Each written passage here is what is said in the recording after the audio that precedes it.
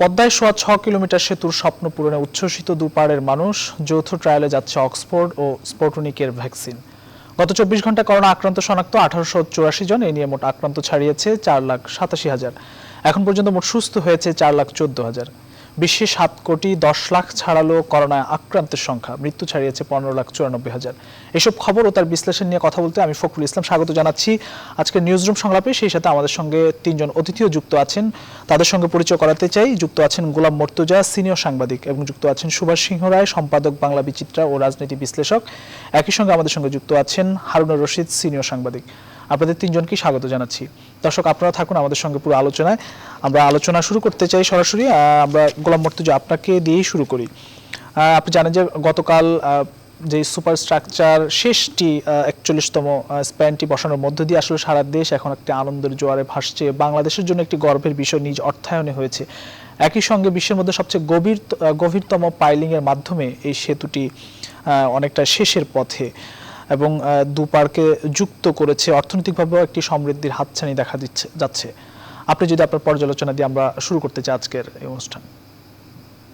ধন্যবাদ আপনাকে। আপনার প্রশ্নের মধ্যে বা প্রসঙ্গ যেটি আপনি উত্থাপন করলেন তার মধ্যেই সবগুলো প্রসঙ্গের অবতারণা আছে। পদ্মা সেতুর দু তিনটি দিকের মধ্যে প্রথমত পদ্মা সেতু হচ্ছে এমন একটি সেতু যে সেতুটিকে নিয়ে সম্ভবত পৃথিবীতে সবচেয়ে বেশি আলোচনা এবং সমালোচনা হয়েছে।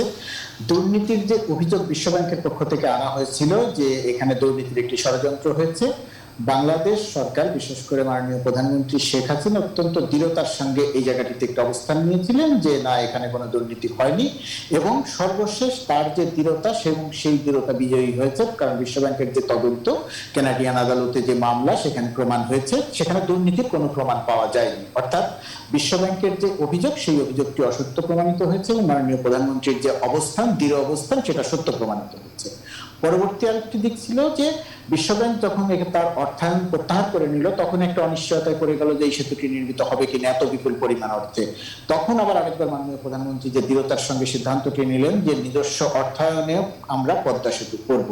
তো সেই নিজস্ব অর্থায়নে আমরা যে পদ্মা সেতু করলে, এখনো পদ্মা সেতুর বেশ কিছু কাজ বাকি, কিন্তু পদ্মা সেতুর মূল কাজটি হয়ে গেছে, অর্থাৎ সেতু দৃশ্যমান হয়েছে।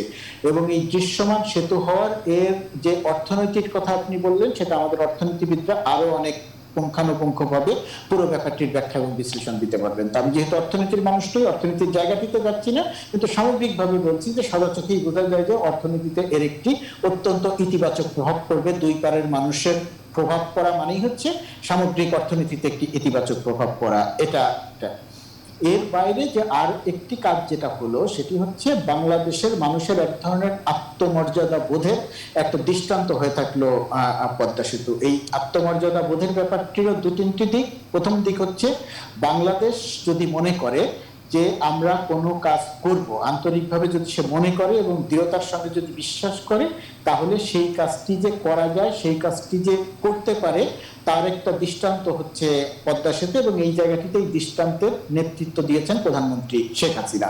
সেই হিসেবে এটি বাংলাদেশের মানুষের আত্মমর্যাদা বোধের ক্ষেত্রে একটা সমৃদ্ধি এনেছে। এটা একটা দিক।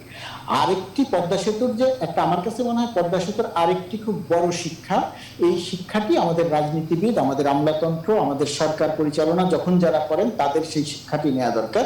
সেই শিক্ষাটি হচ্ছে পদ্মা সেতুর ক্ষেত্রে বাংলাদেশ প্রমাণ করলো, প্রথমত কথা, সে যেটা বিশ্বাস করে সরকার থেকে, সেই বিশ্বাসটি যদি সে করতে চায়, আন্তরিকভাবে করতে চায়, তাহলে সেই কাজটি করতে পারে। দ্বিতীয়ত বিষয়, বাংলাদেশের যে নিজস্ব বিশেষজ্ঞ, বাংলাদেশের যে নিজস্ব সক্ষমতা, সেই সক্ষমতা দিয়ে বাংলাদেশ যে কোনো কাজ করে ফেলতে পারে এবং সেই কাজটি করার জন্য প্রয়োজনে, আবারও বলছি, সেই কাজটি করার জন্য পৃথিবী থেকে সে বিশেষজ্ঞ হায়ার করতে পারে, প্রযুক্তিগত সহায়তা নিতে পারে। পদ্মা সেতুর ক্ষেত্রে যে কাজটি করা হয়েছে, আমরা নিজস্ব বিশেষজ্ঞদের তত্ত্বাবধানে আমরা বিশ্বের চীন সহ অন্য আরো কিছু জায়গা থেকে আমরা বিশেষজ্ঞদের পরামর্শ নিয়েছি, বুদ্ধি নিয়েছি, প্রযুক্তিগত সহায়তা নিয়ে কাজটি আমরা নিজেরা করেছি। এটার সবচেয়ে বড় শিক্ষা হচ্ছে আমাদের রাজনীতিবিদ এবং আমলাতন্ত্রের ভেতরে বহু বছর ধরে চলে আসে এবং এটা পর্যায়ক্রমে বাড়ছে, যে কোনো ইস্যুতে বিদেশে যাওয়ার যে একটা প্রবণতা, সেটা ঘাস চাষ শেখা থেকে শুরু করে খিচুড়ি রান্না থেকে শুরু করে যে যেভাবেই ব্যাখ্যা করুক না কেন, এর চেয়েও হাস্যকর কাজ দেখার জন্য বা শেখার জন্য তারা যে বিদেশে যান, এই পদ্মা সেতু আমাদের এই শিক্ষাটিও দিয়ে গেল যে আমাদের বিদেশে যাওয়ার প্রয়োজন নাই, আমাদের নিজস্ব বিশেষজ্ঞ আছে, আমাদের নিজস্ব সক্ষমতা আছে, প্রয়োজনে আমরা বিশেষজ্ঞ বিদেশ থেকে প্রযুক্তিগত সহায়তা নিতে পারি, বিশেষজ্ঞ হায়ার করে বাংলাদেশে আনতে পারি। ছোটখাটো ব্যাপারে বা বড় ব্যাপারেও অধিকাংশ ক্ষেত্রেই আমাদের বিদেশে গিয়ে শিখে আসার কোনো ব্যাপার নেই। এই শিক্ষাটিও পদ্মা সেতু আমাদের দিয়ে গেল। অর্থাৎ পদ্মা সেতুর বেশ কয়েকটি শিক্ষা। প্রথমত শিক্ষা হচ্ছে আমরা আন্তরিকতাভাবে চাইলে সেটা পারি। বাংলাদেশের এখন যে দুর্নীতির বিস্তৃতি, এই জায়গাটি যদি আন্তরিকভাবে চাওয়া হয়, পদ্মা সেতুর শিক্ষা হচ্ছে সেই দুর্নীতির বিস্তৃতি ঠেকানো যায়, একেবারে পুরোপুরি নির্মূল করা না হলেও। আর আরেকটি হচ্ছে যে আন্তরিকভাবে চাইলে বাংলাদেশ যে কোনো কাজ করে ফেলতে পারে। যত বড় অসম্ভব বা অবিশ্বাস্য কাজই মনে হোক না কেন, স্বপ্নিক ব্যাপারই মনে হোক না কেন, এটিকে বাংলাদেশ তার বিশ্বাসের জায়গাটা যদি অটুট থাকে, দৃঢ়তা যদি থাকে, রাজনৈতিক নেতৃত্ব যদি মনে করে যে আমি এই কাজটি করতে চাই, আমি এই কাজটি অবশ্যই করব, তাহলে সেই কাজটি করা যায়। তার একটা দৃষ্টান্ত হচ্ছে পদ্মা সেতু। অর্থাৎ পদ্মা সেতু মানে শুধুমাত্র ইট, লোহা, কংক্রিটের একটি সেতুই নয়। পদ্মা সেতু মানে আমাদের আত্মবিশ্বাস, পদ্মা সেতু মানে আমাদের আত্মমর্যাদা বোধ, পদ্মা সেতু মানে আমাদের অর্থনৈতিক চাকা গতিশীল, পদ্মা সেতু মানে আমরা দুর্নীতিমুক্ত একটি প্রশাসন চাইলে গড়ে তুলতে পারি। সেই চাওয়ার জায়গাটিতে সরকারের সব ক্ষেত্রে আন্তরিকতাটা প্রত্যাশিত। বিশেষ করে পদ্মা সেতুর এই দৃষ্টান্তকে সামনে রেখে সরকারের কাছে আমাদের সেটাই থাকবে সবচেয়ে বড় প্রত্যাশা। জি, অসংখ্য ধন্যবাদ। আমরা একটু সুভাষ সিংহ আপনার কাছে আসতে চাই। জনাব গোলাম মুর্তজা আসলে অনেকগুলো শিক্ষার কথা বলেছেন এবং আমাদের সেই সাথে পদ্মা সেতুর যে সফলতা সেগুলো তুলে ধরেছেন। বাংলাদেশ এখন তো দক্ষিণ বা পশ্চিমাঞ্চলে তো এতদিন অবহেলিত ছিল বা রাজধানীর সঙ্গে যোগাযোগ বিচ্ছিন্ন ছিল, সেটি এখন যুক্ত হলো এবং যোগাযোগ তো বটে, অর্থনৈতিকভাবেও বাংলাদেশ অনেকটা এগিয়ে যাবে, এটি আসলে মানুষ এবং অর্থনীতিবিদরা স্বপ্ন দেখাচ্ছেন বলছেন। আপনি যদি ছোট্ট করে মন্তব্য করেন। আমি খুব দ্রুত বলছি। গোলাম মুর্তজা এতক্ষণ ধরে যা বলছেন তার বাক বিস্তারে আমি খুবই মুগ্ধ হয়েছি এবং সত্যি সত্যি মাননীয় প্রধানমন্ত্রীর দৃঢ়তা এবং তার দেশপ্রেম আমাদেরকে এই পদ্মা সেতু আমাদের সামনে এনেছেন এবং তিনি যা বিশ্বাস করেন তা তিনি পরিণত করতে পারেন তার একটি উদাহরণ। আপনি জানেন যখন পদ্মা সেতু নিয়ে যখন অভিযোগ আসছিল তখন মাননীয় প্রধানমন্ত্রী বোধ করি একাই ছিলেন, তার সিনিয়র মিনিস্টাররা তারা কেউ বিশ্বাস করেনি যে বাংলাদেশ পারে। বিশ্বব্যাংককে বাদ দিয়ে এই পদ্মা সেতুর অর্থায়ন যে বাংলাদেশ করতে পারে, বাংলাদেশ যে সক্ষমতা দেখাতে পারে সেটা তার প্রমাণ করেছে। আমি স্মরণ করছি আরেকজনকে, অধ্যাপক জামরুল রেজা চৌধুরীকে। তিনি আমাদের মাঝে এখন নাই, কিন্তু তার দেশপ্রেম এবং তার যে সাহস আমাদের সকলকে মুগ্ধ করেছে। নিশ্চয়ই আমরা সেটা অনেকে জানি। তারপরে আমি উল্লেখ করি ডক্টর মইনুল ইসলাম। উনি 2013 সালে 6 ফেব্রুয়ারি প্রথম আলোতে একটি লেখা লিখেছিলেন। লেখাটির শিরোনাম ছিল বিশ্বব্যাংকের বিদায় সাপে বর হতে পারে এবং তিনি সেখানে 4টি প্রসঙ্গ উল্লেখ করেছিলেন। সেই 4টি প্রসঙ্গ, যে প্রসঙ্গটি এটা যে কত সত্য ছিল তা আজকে তা প্রমাণিত হয়েছে।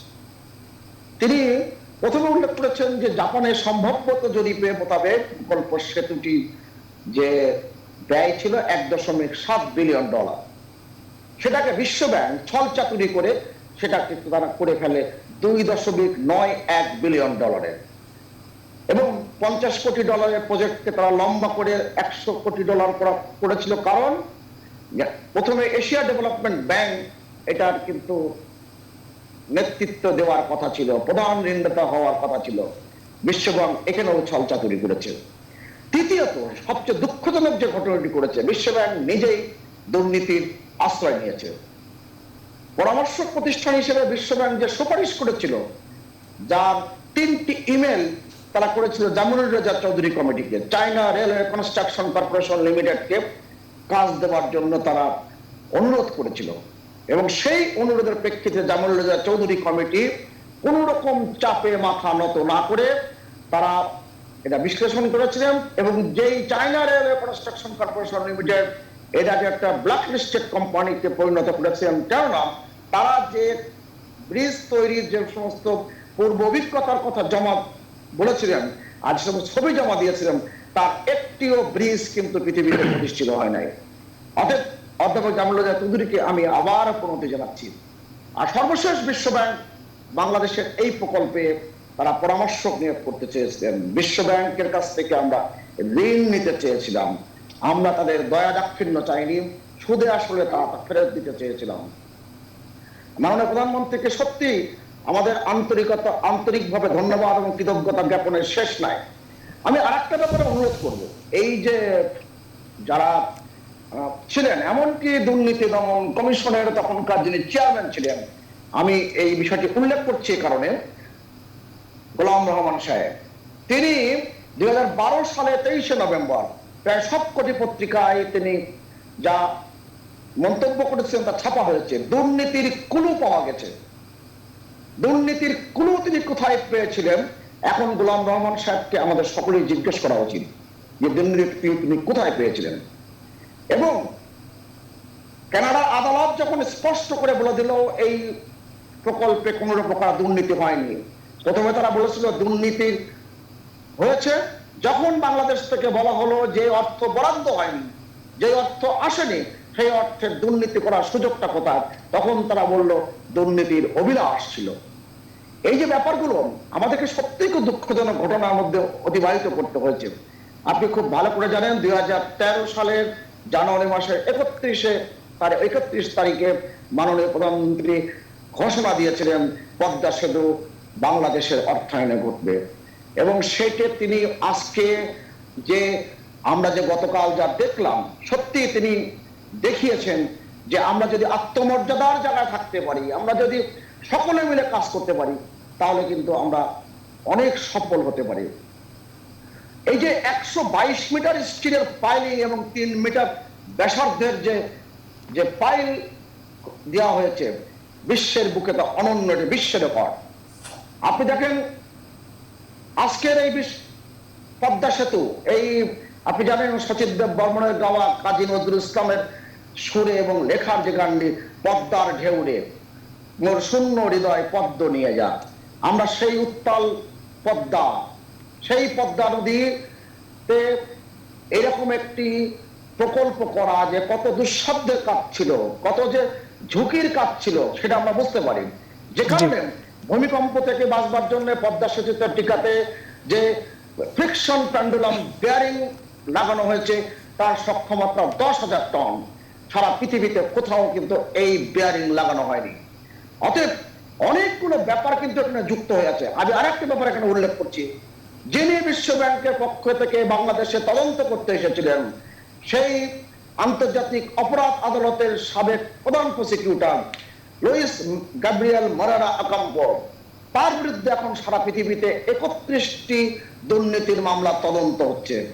অতএব আমাদের কিন্তু মনে রাখা দরকার যে আমরা যখন সক্ষমতার জায়গার কথা প্রকাশ করি, আমাদের নিজের উপরে যে আস্থা থাকে, তার জন্য আমাদের কাজ করা দরকার, তার জন্য আমাদের দেশপ্রেমের জায়গা উদ্বুদ্ধ হওয়া দরকার। আমাদের তো বিরতি নেবার সময় আছে। জি, আপনি শেষ করুন। জি, অমর্ত্য সেনের শেষ একটি বই, যে বইটির নাম হচ্ছে ফার্স্ট বয়দের দেশে, তিনি তার বইয়ের প্রথমে উল্লেখ করেছেন ভারতের কোন ফার্স্ট বয়রা ভারতের কাজে আসেনি। আমি নাম উল্লেখ করলাম না, বাংলাদেশের অনেক ফার্স্ট বয়রা বাংলাদেশের পক্ষে অবস্থান করেনি। বাংলাদেশের সুশীল সমাজের, নাগরিক সমাজের প্রায় অনেক ব্যক্তি, প্রায় বলবো না, অনেকে বিদগ্ধ জনরা বলেছিলেন প্রধানমন্ত্রীর পরিবার পর্যন্ত যুক্ত আছেন এই দুর্নীতির সাথে, তাদের এখন ক্ষমা চাওয়া উচিত। তারা এখনো পর্যন্ত দুঃখ প্রকাশ পর্যন্ত করেনি। আমি এই কথাটি খুব দৃঢ়তার সাথে সারা জীবন বলে যাব। বাংলাদেশের বিরুদ্ধে ষড়যন্ত্র করবার জন্য বাংলাদেশের বিদগ্ধ জন, আন্তর্জাতিক শিক্ষিত ব্যক্তি, তিনি বিশ্ব ব্যাংক পর্যন্ত গিয়েছেন, তিনি একেবারে মার্কিন যুক্তরাষ্ট্রে যে তদবির করেছেন যেন বিশ্ব ব্যাংক যেন এই অর্থায়ন না করে। অর্থাৎ এইগুলো কিন্তু ভাবা দরকার। আমাদের যেমন সক্ষমতা বাড়ানো প্রয়োজন, সততার জায়গা তৈরি করা প্রয়োজন, দুর্নীতির লাগাম টেনে ধরা প্রয়োজন, কিন্তু এর সাথে এটাও প্রয়োজন আমরা যেন, যে রবীন্দ্রনাথের ভাষায় দেশে জন্মালেই দেশ আপন হয় না, দেশকে আপন করে। জি, আরো একবার আসবো আমরা। হারুন রশিদ, আপনার কাছে পদ্মা সেতু নিয়ে আমরা একটু কথা শুনবো, কারণ দুপারের মানুষ আসলে এখন উচ্ছ্বসিত, তাদের অনেক স্বপ্ন তাদের তৈরি হয়েছে এবং অনেক স্বপ্ন তাদের বাস্তবায়নের পথে। একটি আপনার এই উত্তরটি আমরা নিব, আমাদের নিউজরুম সংলাপে একটি বিরতি নেবার সময় হয়েছে, ফিরছি একটু পর, সঙ্গেই থাকুন। আপনারা দেখছেন নিউজরুম সংলাপ, আরো একবার স্বাগত জানাচ্ছি আমি ফখরুল ইসলাম, আমার সঙ্গে তিনজন অতিথি যুক্ত আছেন। আমরা আলোচনায় ফিরতে চাই সরাসরি। হারুন রশিদ, আপনার কাছে যে প্রশ্নটি ছিল, দুপারের মানুষ আসলে অনেকটা উচ্ছ্বসিত এবং তারা আরো বেশি করে স্বপ্ন দেখছেন, তাদের অনেকটা স্বপ্ন পূরণ হওয়ার পথে, আপনি যদি মন্তব্য করেন ছোট্ট করে।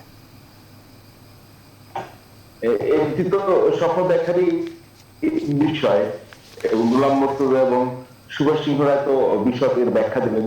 তো এটি যখন প্রথম পদ্মা সেতু প্রকল্প করা হয় তখন কিন্তু একটা অ্যাসেসমেন্ট ছিল যে জিডিপিতে কত পার্সেন্ট এটা অ্যাড করবে, তখন সেটা 2% ধরা হয়েছিল। তো এখন ধরেন নানা কারণে এর খরচ বেড়ে গিয়েছে, অর্থাৎ বিশ্ব ব্যাংকের ওই জটিলতা, তারপরে আপনার এখন তো কোভিড চলে এসলো, মাঝখানে নদী শাসন নিয়ে একটি সংকট তৈরি হয়েছে, সব মিলিয়ে খরচ বেড়ে গেছে, যার কারণে ধরেন 2% হয়তো এখন আর অর্থনীতিবিদরা এক্সপেক্ট করছেন না, সেটি মোর দ্যান 1% তারা বলছেন। কিন্তু সবচেয়ে বড় বিষয় যেটা হলো যে আপনি দেখবেন, খেয়াল করবেন যে পুরো দেশটা এই সেতুর মধ্য দিয়ে একটি এক সুতায় গাঁথা হয়ে গেল, অর্থাৎ কমিউনিকেশন সিস্টেমে এখন আর কেউ কোনো জায়গা থেকে পিছিয়ে নেই।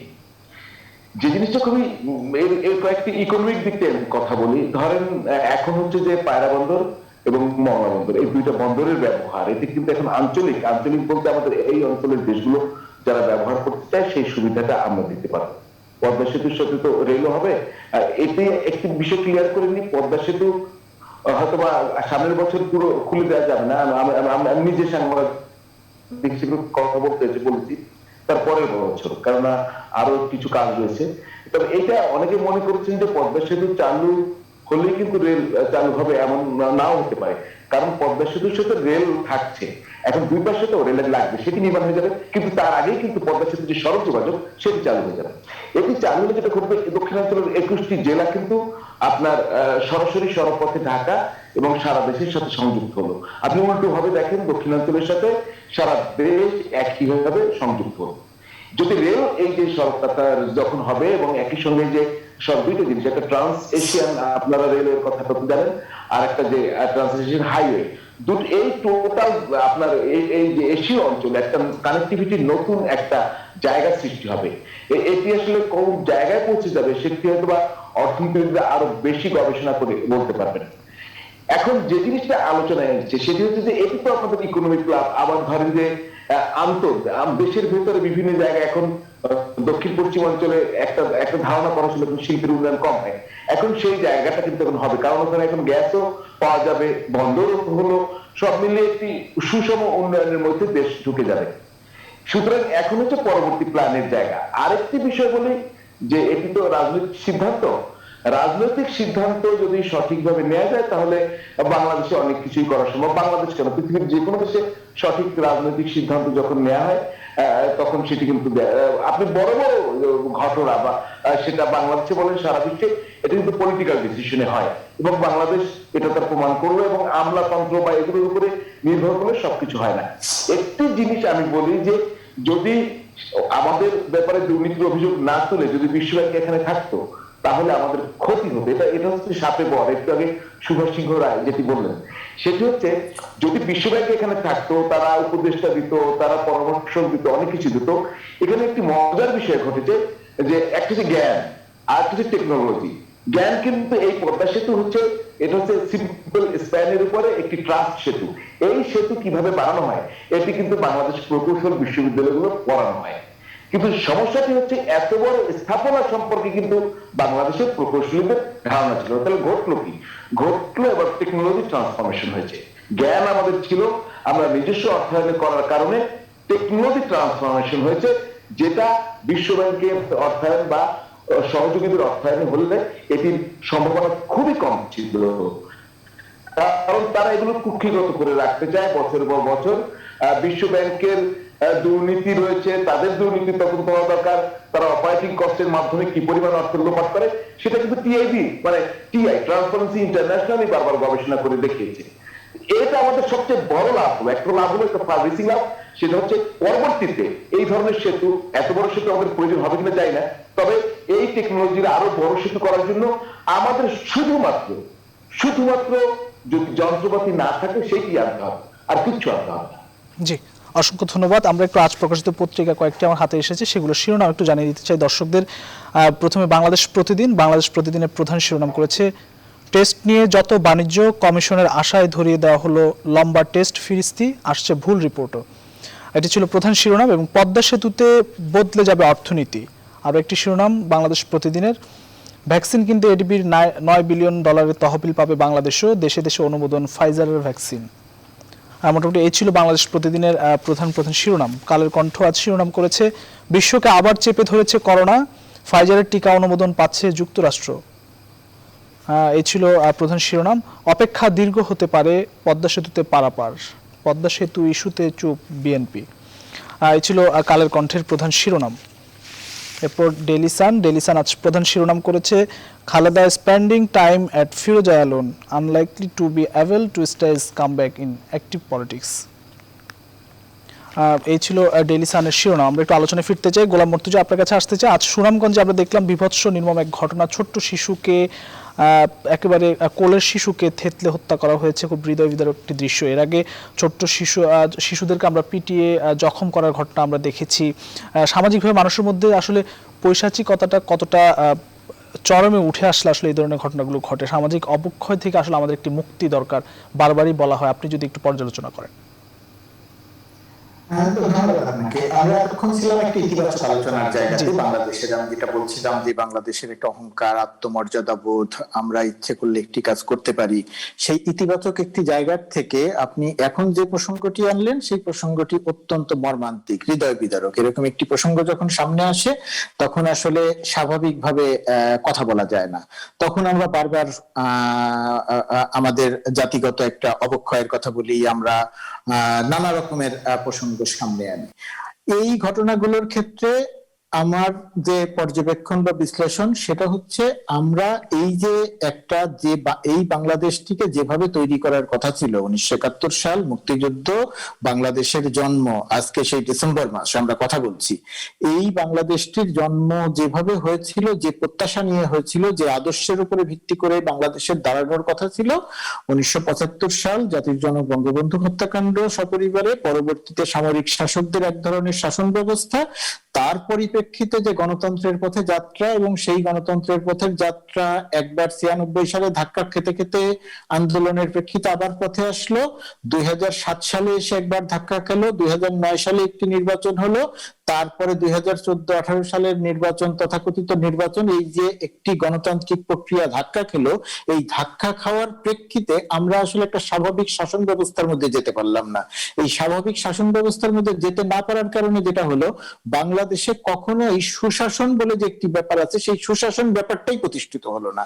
এই সুশাসন থেকে আমরা এক ধরনের দূরে থাকলাম। আমাদের প্রশাসনিক ক্ষেত্রে আমাদের দুর্নীতি কমলো না, অর্থনীতির বৃদ্ধির সাথে সাথে আমাদের দুর্নীতির পরিমাণ বাড়লো। আমাদের শাসন ব্যবস্থায় গণতান্ত্রিক, তখন যে দল গণতান্ত্রিক উপায়ে নির্বাচিত হয়ে ক্ষমতায় আসলো, তারা যে শাসন ব্যবস্থার প্রতিশ্রুতি দিয়ে ক্ষমতায় আসলো, ক্রস ফায়ার থাকবে না, বিনা বিচারে মানুষ মারা যাবে না, দুর্নীতির বিরুদ্ধে জিহাদ ঘোষণা করব, এই কাজগুলো যখন যারা ক্ষমতায় আসলো, আসার আগে প্রতিশ্রুতি দিয়ে আসলো, কিন্তু ক্ষমতায় এসে তারা আর সেই কথাগুলো রাখলো না। না রাখার কারণে যেটা হচ্ছে, সামাজিক অবক্ষয় কোনো অদৃশ্য বিষয় নয়, সামাজিক অবক্ষয় কোনো আকাশ থেকে পড়া বিষয় নয়। অবক্ষয় হচ্ছে সেটাই, আপনি যখন একটি দেশে আইনের শাসনের ব্যবস্থা রাখবেন না, আপনি যখন একটি দেশে ধারাবাহিকভাবে বিচারহীনতার একটি সংস্কৃতি তৈরি করবেন, আপনি যখন একটি দেশে cross fire, operation clean heart থেকে শুরু হয়ে ক্রস ফায়ার পর্যন্ত ধারাবাহিকভাবে চলতে থাকবে, যখন দেশের আর্থিক প্রতিষ্ঠানগুলোকে শৃঙ্খলা থাকবে না, চুরি হবে, ডাকাতি হবে, লুণ্ঠন হবে, লুটেরারা অর্থ পাচার করে নিয়ে বিদেশে চলে যাবে, সেখানে গিয়ে তারা শান্তিতে থাকবে, অর্থাৎ সামগ্রিকভাবে এই পুরো ব্যাপারটির নাম সুশাসন, এবং এই পুরো ব্যাপারটি যখন সমাজে অদৃশ্য হয়ে যায়, তখন যে বিষয়টি সামনে আসে, তখন আমরা সেটাকে বলি অবক্ষয়। সেই অবক্ষয়ের ক্ষুদ্র একটি রূপ হচ্ছে, আপনি একজন শিশুর মৃত্যু দেখছেন, শিশুকে হত্যা করা দেখছেন, এই ঘটনাগুলো দেখছেন। অর্থাৎ এই বিষয়গুলোকে বিচ্ছিন্নভাবে দেখার কোনো সুযোগ নাই। আপনাকে দেখতে হবে একটি সামগ্রিক শাসন ব্যবস্থার মধ্যে, এবং সেই সামগ্রিক শাসন ব্যবস্থা শুধুমাত্র একটি সরকার বা একটি রাজনৈতিক দলের বিষয় নয়, এটি যখন যারা ক্ষমতায় থাকছেন তাদের বিষয়, এবং আমরা এটির কার্যকর প্রয়োগ কোনো সময়ই দেখিনি। শেষ করছি আমি আমার বক্তব্য। এই যে জিনিসটা আমরা দেখিনি, তার কারণ কি?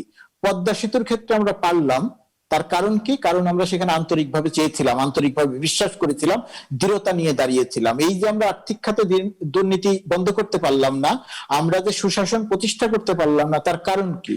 তার কারণ তাহলে পদ্মা সেতুর এক্সাম্পল সামনে আসলে এইখানে দাঁড়াই এরকম যে এই জায়গাটি হয়তো আমরা আন্তরিকভাবে চাইনি, আমরা দৃঢ়তা নিয়ে দাঁড়াইনি, আমরা লুটেরাদের আন্তরিকভাবে ধরতে চাইনি বলে ব্যাংক লুট করে কানাডাতে চলে যায়, তাদেরকে আমরা দেখি কিন্তু ধরতে পারি না।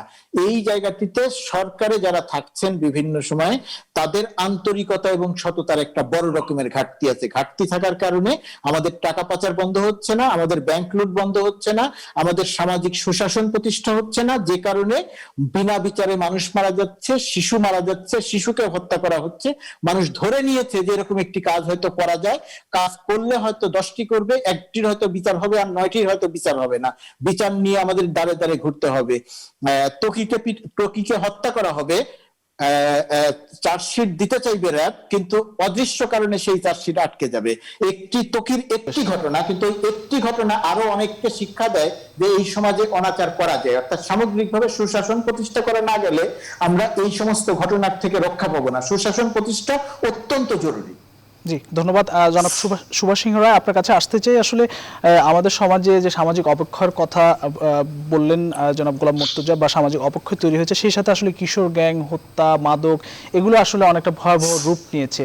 আসলে রাষ্ট্র কতটা সমাজকে কিভাবে প্রভাবিত করতে পারে, বা সমাজকে কিভাবে, সমাজ পরিবর্তন ছাড়া নিশ্চয়ই এগুলো পরিবর্তন করা বা এগুলোর উন্নয়ন ঘটানো সম্ভব না। আপনি আসলে যদি আপনার মন্তব্য করেন। আমার খুব প্রিয় মানুষ গোলাম মুর্তজা এতক্ষণ ধরে যে বাক বিস্তার করলেন, সেখানে আমার দ্বিমত পোষণ করার কিছু নেই, কিন্তু দু-একটি তথ্য সংযুক্ত করার অবশ্যই আছে।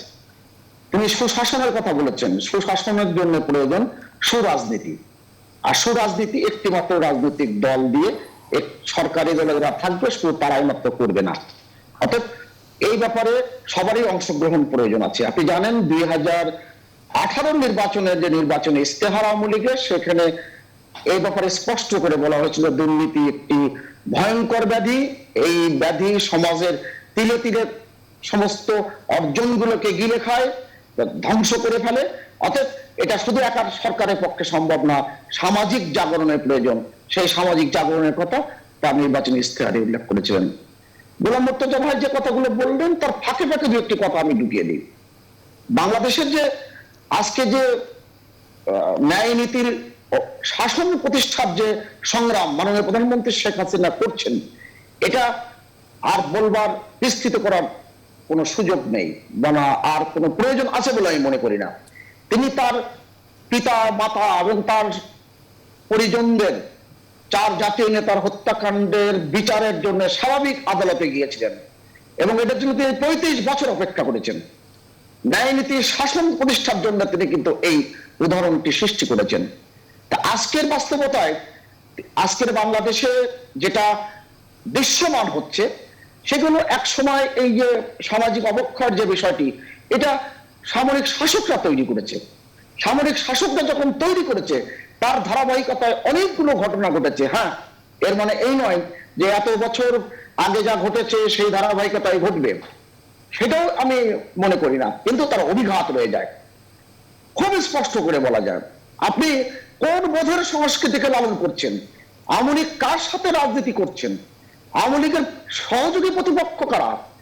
যেই দেশে বিএনপি নামক একটি বিরোধী মহল আছে, যারা বলেন যে পদ্মা সেতুতে দুর্নীতি হয়েছে, পদ্মা সেতু আওয়ামী লীগ শাসন আমলে হবে না, এই সরকার, বেগম খালেদা জিয়া বলেছেন, এই সরকার দুটো ডুবোজাহাজ কিনেছে, সাবমেরিন কিনেছে, পানিতে ডুবে গেছে। ব্যাপারটা এমন যে সাবমেরিন আকাশে ওড়ে। এরকম যখন সংস্কৃতি থাকে, আর বিদগ্ধ জনরা যখন, অনেকেই যখন তাকে সমর্থন করেন, তখন কিন্তু অনেক জায়গায় কিন্তু ব্যর্থ হওয়ার জায়গা ঘটে। এই জন্য বলছি রাজনীতিতে সহযোগী প্রতিপক্ষ খুব বেশি প্রয়োজন। আপনি 8 সালে নির্বাচনের পরবর্তীতে বাংলাদেশের সরকার, বিশেষ করে প্রধানমন্ত্রী শেখ হাসিনার সরকার যে একটি কনসেপ্ট নিয়ে এসেছিলেন, যে শেষ করতে হবে, সর্বদলীয় একটি ধারণা এনেছিলেন, শেষ করছি আমি, সেই ধারণার জায়গায় কিন্তু বিরোধী দল কিন্তু সহযোগিতা করেনি। আর সহযোগিতা করেনি যে কথাটি বলছেন আপনি, বলছেন সরকারের যে থাকবে 2001 সালে 1 অক্টোবর নির্বাচনের পরে বাংলাদেশের 3.5 বছর বাংলাদেশকে ধ্বংস করবার ধর্মীয় সংখ্যালঘু, আওয়ামী লীগের নেতা কর্মী হত্যা, নির্যাতন যে ভয়ঙ্কর রূপ ধারণ করেছিল, সেই রূপ কি আমরা কি এখন মনে রাখি? আওয়ামী লীগের কত নেতাকে, বড় বড় নেতাকে হত্যা করা হয়েছে। 21 আগস্টে গ্রেনেড হামলার যে ক্ষত, 15 আগস্টে 1970 সালের যে ক্ষত, সেই ক্ষতের ধারাবাহিকতায় রাজনীতিতে পড়বেই, সেটা আমাকে মনে রাখতে হবে। অতএব সেই জায়গায় সকলে মিলে যে রাজনীতির জায়গাটি, যেটা বলা হয় politics art of compromise, art of persuasion, কিন্তু আরেকটা বিষয়, আজকে গণমাধ্যমের কল্যাণে, আমাদের সময় একদম শেষ। আমরা একটু হারুন রশিদ, আপনার একটু মন্তব্য নিয়ে আমরা শেষ করতে চাই আজকের অনুষ্ঠান। আপনি যদি সমাধানের জায়গায় কিছু বলেন, একদম সময় 1.5 মিনিট। সমাধান আমি সেটাই যাই, সমাধানের একটা পথ কিন্তু গোলাম মোর্তজা দেখিয়েছে, আমি সেটা একটু ব্যাখ্যা করি। যে পদ্মা সেতুর যে স্পিড, এখানে একটা মনস্তাত্ত্বিক দিক আছে, এটা একটা নৈতিক দিক আছে। এইটিকে সম্প্রসারিত করুন সারা দেশে। পদ্মা সেতু আমাদের সামনে তো একটা স্পিড তৈরি করলো, একটা চেতনার একটা জন্ম দিল, সেটাকে আসলে ট্রান্সফার করতে হবে। আমি পদ্মা সেতুর জন্য গর্বিত, কিন্তু আমি কিন্তু এই যে করোনা নিয়ে যে দুর্নীতি হয়েছে তার জন্য লজ্জিত। এইটি কথাও সত্য যে আমাদের দেশ থেকে যে পরিমাণ টাকা পাচার হয়, তার থেকে 3টা পদ্মা সেতু তৈরি করা সম্ভব বছরে। সেই জায়গাটা আমাদের আসতে হবে। কে সহযোগিতা করলো না, কে করলো না, কে কি করলো? আপনি তো জনগণের ম্যান্ডেটের কথা দাবি করছেন, জনগণ আপনাকে ম্যান্ডেট দিয়েছে, ভোট দিয়েছে। সুতরাং আপনার দায়িত্বকে সহযোগিতা করলো কি করলো না সেটা না, সহযোগিতা যে না করুক সে তো পিছিয়ে পড়েছে। সুতরাং এই দুর্নীতিমুক্ত বাংলাদেশ হচ্ছে পরবর্তী জায়গাটি রেডি করতে হবে, কারণ দুর্নীতি সব খেয়ে ফেলছে, করাপশন সব খেয়ে ফেলছে। এই জায়গাটা যদি দূর না করা যায়, আমাদের যে বিশাল গর্ব সেটাকে তো সুসংগত করতে হবে। সেই সুসংগত করার জন্যই এখন সারা দেশে অসংখ্য ধন্যবাদ। আমাদের সময় একদম শেষ। আসলে জনাব হারুন রশিদ এবং সুভাষ সিংহ রায় এবং গোলাম মোর্তজা, আপনাদের 3জনকে ধন্যবাদ জানাচ্ছি। প্রিয় দর্শক, নিউজরুম সংলাপ আজ এই পর্যন্ত। একই সময় আগামীকাল আবারও দেখা হবে। ততক্ষণ পর্যন্ত ভালো থাকবেন, সুস্থ থাকবেন। শুভরাত্রি।